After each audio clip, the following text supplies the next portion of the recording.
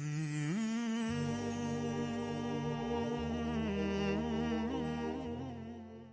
پاس جب لوگ آتے ہیں اور وہ داخل طریقت ہوتے ہیں تو ہم جو بنیادی چیزیں ان کو بتاتے ہیں تو ان میں سے ایک چیز یہ لازمی بتاتے ہیں کہ رزق پاک نہیں ہوگا تو باطن روشن نہیں ہوگا. یہ بنیادی بات ہے.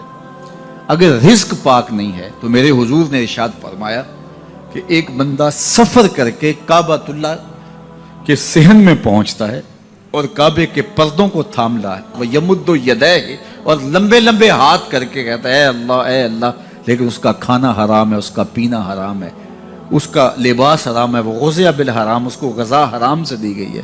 میرے حضور نے فرمایا اس کی کوئی دعا قبول نہیں ہوگی. سفر کیا, جنگل پہاڑ کاٹے, سمندروں کو پاٹ کر کے آگے گیا, ہواؤں کے کلیجے چیر کے آگے بڑھا, مہینوں کی مسافتیں طے کر کے گیا اور کعبۃ اللہ کے سامنے کھڑا ہے, سین حرم میں مطاف میں کھڑا ہے, لیکن اس کا جسم حرام سے پلا ہے. اس نے جو پہنا ہے اس لباس کا تانا یا بانا حرام کا ہے, اس کو غذا حرام کی دی گئی ہے, اس نے پیا حرام کا ہے, اس نے کھایا حرام کا ہے, تو پھر اس کا یہ سارا سفر رائے گاں چلا جائے گا, اس کو کچھ نصیب نہیں ہوگا. تو سب سے پہلی شرط اس عنوان سے عقل حلال ہے.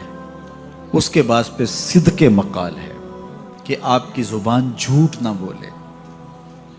جب کوئی شخص جھوٹ بولتا ہے روحانیات تو دور کی بات ہے, اللہ کے فرشتے اس سے 1 میل دور ہٹ جاتے ہیں. جب کوئی شخص جھوٹ بولتا ہے تو حدیث پاک میں آتا ہے اس کے منہ سے ایک خاص قسم کی بدبو نکلتی ہے. اس بدبو کو ہم نہیں سونگھ پاتے لیکن فرشتے سونگھ لیتے ہیں, چونکہ فرشتے انتہائی حساس مخلوق ہے, اور وہ جھوٹ کی وجہ سے نکلنے والی بدبو کو سونگھتے ہیں. اللہ نے حضرت امام اعظم امام ابو حنیفہ رضی اللہ تعالیٰ عنہ کو یہ بصیرت عطا کی تھی اور یہ باطنی نظر بخشی تھی کہ جب کوئی شخص وضو کرتا تھا تو اس کے وضو کے پانی سے پہچان لیتے تھے کہ یہ کس گناہ کا مجرم ہے. جب بندہ وضو کرتا ہے تو وضو سے ہاتھوں کے گناہ جھڑتے ہیں, منہ کے گناہ جھڑتے ہیں, تو وہ وضو کے پانی سے اس بات کو محسوس کرتے تھے. اللہ نے ان کو وہ بصیرت عطا کی تھی, لیکن انہوں نے اللہ کی بارگاہ میں عرض کی مالک مجھ سے یہ چیز چھین لے, یہ چیز مجھے نہیں چاہیے. لوگوں کے بارے میں جو ہے وہ ایسا گمان پھر پیدا ہوتا ہے. تو فرشتوں کو اللہ نے وہ حساس جو ہے وہ پاکیزہ وجود دیا, اور ان کی حس ایسی ہے کہ وہ بدبو جو انسان بولتا ہے اور لفظوں سے جو اثرات نکلتے ہیں وہ محسوس کرتے ہیں. تو جب کوئی شخص جھوٹ بولتا ہے تو اس کے جسم سے, اس کی زبان سے جھوٹ کے ساتھ بدبو نکلتی ہے. اللہ کے فرشتے 1 میل دور تک پیچھے ہٹ جاتے ہیں. تو مجھے بتائیے جو شخص جھوٹ بولتا ہو کیا اسے کوئی روحانی مرتبہ مل سکتا ہے؟ یہ سوچا بھی نہیں جا سکتا, یہ امکانات سے ہی نہیں ہے. اللہ کے محبوب علیہ السلام سے پوچھا گیا کہ حضور کوئی مسلمان کوئی مومن کیا بزدل ہو سکتا ہے؟ فرمایا وہ بہادر ہوتا ہے, لیکن ہو سکتا ہے کبھی اس سے بزدلی بھی سرزد ہو جائے. انسانی کمزوری ہے, کبھی انسان بہت طاقت میں ہوتا ہے اور کبھی انسان کمزور بھی پڑ جاتا ہے. فرمایا ہو سکتا ہے کبھی اس سے ہو بھی جائے. پھر پوچھا کہ بخل کر سکتا ہے؟ فرمایا نہیں, مومن سخی ہوتا ہے لیکن ہو سکتا ہے کبھی اس سے بخل بھی ہو جائے. کبھی کبھی دولت اسے اچھی بھی لگنے لگ جاتی ہے, جس طرح فرمایا گیا کہ اولاد مبخلتن مجبنتن, یہ جو اولاد ہوتی ہے یہ بندے کو بخیل بھی بنا دیتی ہے اور بزدل بھی بنا دیتی ہے. جب اولاد نہیں ہوتی تو بندہ سخی بھی ہوتا ہے اور بندہ جو ہے وہ مشکل حالات میں بھی کود جاتا ہے, لیکن جب اولاد ہوتی ہے تو پھر مشکل حالات میں کودنے سے پہلے سوچتا ہے میرے بچے ہیں یتیم ہو جائیں گے. اس کو یہ خیال آتا ہے, پہلے ایسے مال لٹاتا ہے لیکن اولاد ہو جائے تو پھر وہ اولاد کا سوچتا ہے کہ ان کے لیے کچھ میں جمع کر لوں. تو اولاد فرمایا میرے حضور نے کہ مبخلہ و مجبنہ, یہ بخیل بھی کر دیتی ہے اور یہ کمزور اور بزدل بھی بنا دیتی ہے. تو مومن ہوتا بہادر ہے لیکن ہو سکتا ہے کبھی اس سے بزدلی بھی ہو جائے. مومن سخی ہوتا ہے لیکن کبھی ہو سکتا ہے اس سے بخل بھی ہو جائے. لیکن تیسرا سوال حضور سے پوچھا گیا کہ مومن جھوٹا ہو سکتا ہے؟ تو اس پہ 2 ٹوک کہا نہیں, جھوٹا نہیں ہو سکتا. یہ نہیں ہو سکتا کہ مومن ہو اور جھوٹا ہو, وہ سچ بولنے والا ہو. تو عقل حلال اور صدق مقال, یہ 2 خوبی. حنظلہ رضی اللہ تعالیٰ عنہ حضرت ابوبکر رضی اللہ تعالیٰ عنہ کے پاس آئے اور کہا نافق حنظلہ, حنظلہ منافق ہو گیا. تو حضرت ابو بکر حیران ہوئے اور کہا کہ کیا ماجرا ہوا؟ کہا کہ حضور کے پاس ہوتے ہیں تو کیفیت اور ہوتی ہے، اور جب واپس آ جاتے ہیں تو پھر وہ کیفیت برقرار نہیں رکھ پاتے۔ یہی تو نفاق ہے کہ وہاں کیفیت اور ہے اور یہاں کیفیت اور ہے۔ تو حضرت ابو بکر صدیق رضی اللہ تعالیٰ عنہ نے فرمایا کہ یہ حالت تو میری بھی ہے، چلو حضور کے پاس چلتے ہیں۔ آقا کریم کی خدمت میں حاضر ہوئے اور جا کے کہا کہ حضور حالت یہ ہے۔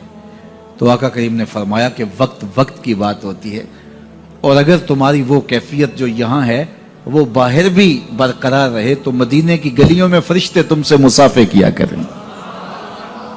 تو صحبت کا ایک رنگ اور صحبت کی اپنی ایک برکت ہوتی ہے، اس لیے اچھے لوگوں کی صحبت، اچھے استاد کی صحبت، والدین کی صحبت، اچھے دوستوں کی صحبت اور شیخ کی صحبت، یہ صحبت رنگ دیتی ہے۔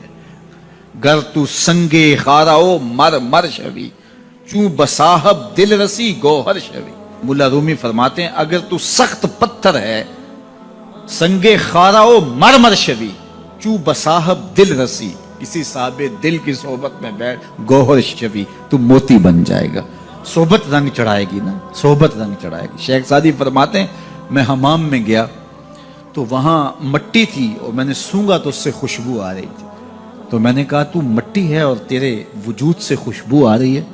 تو اس مٹی نے زبان حال سے جو جواب دیا وہ شیخ سعدی نے نظم کیا کہ اس مٹی نے کہا کہ میں ہوں تو مٹی لیکن چند دن تک پھول کے قدموں میں بیٹھی رہی ہوں۔ جمال ہم نشیں در من اثر کر وگرنہ من ہما خاکم کے ہستم، میرے ہم نشیں کا جمال میرے اندر سرایت کر گیا ہے، ورنہ ہوں تو میں ذات کی مٹی۔ اللہ اکبر۔ لیکن پھول کی صحبت کا رنگ چڑھا ہے۔ درد منداں دے سخن محمد دین گواہی حالوں، درد منداں دے سخن محمد دین گواہی حالوں، جس پلے پھل بدے ہون آوے باس رومالوں۔ یہ صحبت کا رنگ ہے جو اثر پذیر ہوتا ہے، اس لیے ہمیں اہل اللہ کی صحبت میں بیٹھ کے، صالحین کی صحبت میں بیٹھ کے، اچھے لوگوں کی صحبت میں بیٹھ کے سیکھنا چاہیے۔ تو اولادوں کو اپنے والدین کی صحبت میں بیٹھ کے جو ہے وہ سیکھنا چاہیے۔ دور موجود کے اندر سکھانے والا کوئی پاکیزہ وجود نہیں رہ گیا، ہم سب کو سوشل میڈیا سے سیکھتے ہیں۔ سوشل میڈیا سے آپ کو معلومات تو نصیب ہوں گی لیکن تربیت نصیب نہیں ہوگی۔ آدمی آدمی بناتے ہیں، تربیت کسی شخص کی صحبت کے نور سے نصیب ہوتی ہے۔ کہ سینے میں حب رسول اور خشیت الہی کا جو جذبہ نور تھا، اللہ تعالیٰ جل شانہ نے ان کو جو ارزاں کیا ہوا تھا، قرآن مجید کی تلاوت کرتے تو ان کی آنکھیں آنسوں کا خراج دیتے، اور عذاب کی آیات پر جو ان کی کیفیت ہوتی تو اس وقت ان کی اس کیفیت پہ ترس آنے لگتا۔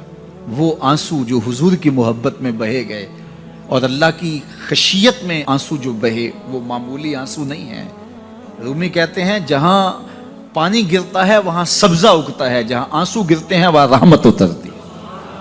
تو یہ کتنی بڑی دولت ہے، اور یہ درد، یہ کیفیت جو ہے وہ اہل اللہ کی صحبت میں بیٹھ کر کے نصیب ہوتی ہے۔ اللہ اکبر۔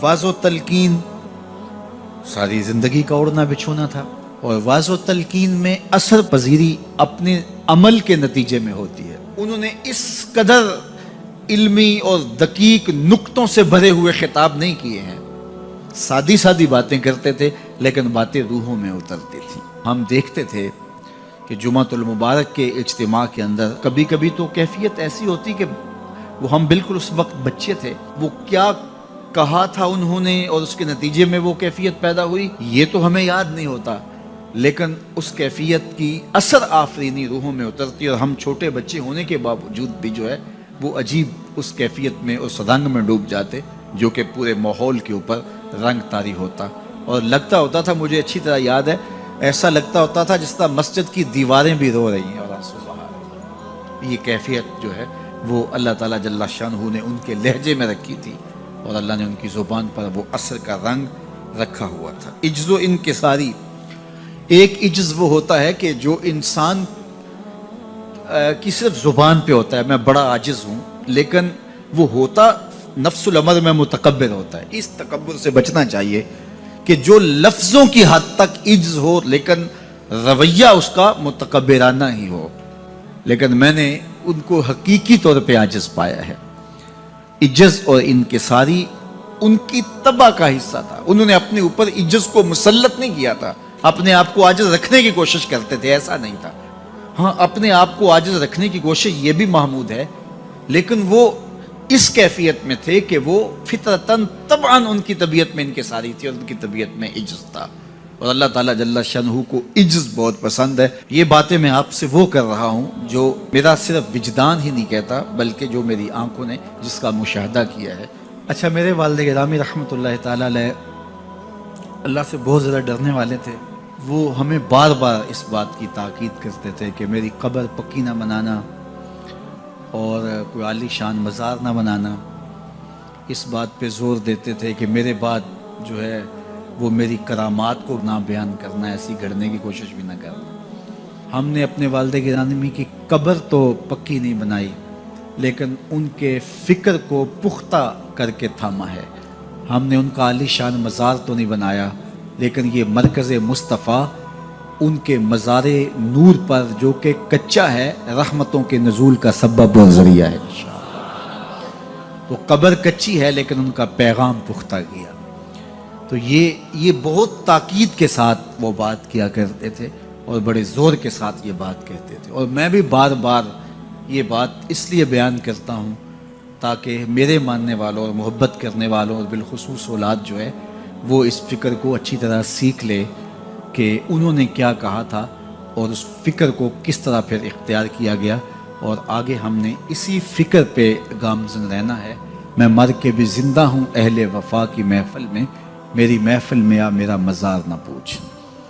تو بزرگوں کا ذکر جہاں ہو وہاں رحمتوں کا نزول ہوتا ہے، اور میں اپنے والد گرامی کے حوالے سے آپ کو ایسی باتیں بھی بتا سکتا ہوں الحمدللہ جو 100% سچ بھی ہیں، لیکن چونکہ انہوں نے ہمیں ایسی باتوں کو بیان کرنے سے منع ہی کیا تاکید سے۔ مجھے اچھی طرح یاد ہے کہ میرے والد گرامی بعض اوقات میں درس قرآن سے آتا تھا تو یہ مجھے کہا کرتے تھے کہ لوگوں سے پیسے تو نہیں مانگتے؟ تو میں کہتا کہ ابا جی میں آپ سے وعدہ کیا ہوا ہے، کیسے مانگتا ہوں؟ وہ بار بار کبھی کبھی 10 دن بعد کبھی مہینے بعد بھی ایسا ہوتا، تو میں کہتا کیسے میں مانگ سکتا ہوں؟ اللہ نے آپ کی دعاؤں کی برکت سے بڑا دیا ہے، تو مجھے مانگنے کی ضرورت کیا؟ اللہ بن مانگے ہی عطا کر رہا ہے۔ جمعۃ المبارک کا دن تھا اور میں درس قرآن پہ تھا، اور اللہ تعالیٰ جل شانہ نے ان کو اس حالت میں اس دنیا سے اٹھایا کہ وہ میرے پہ راضی تھے، اور میری ڈیوٹی درس قرآن کی جو انہوں نے لگائی تھی وہ ڈیوٹی دیتے ہوئے اپنی آنکھوں سے انہوں نے مجھے دیکھا تھا، وہ خوش تھے۔ اس مرکز کی پہلی اینٹ انہوں نے رکھی تھی، اور آج یہ مرکز تکمیل کے مراحل کی طرف بڑی تیزی کے ساتھ بڑھ رہا ہے۔ اس وقت جب انہوں نے ہمیں بہت ساری دعائیں دی تھی اور یہاں رونقیں ہوں گی، اتنا کچھ ہوگا، اس وقت ظاہری اسباب نہیں تھے،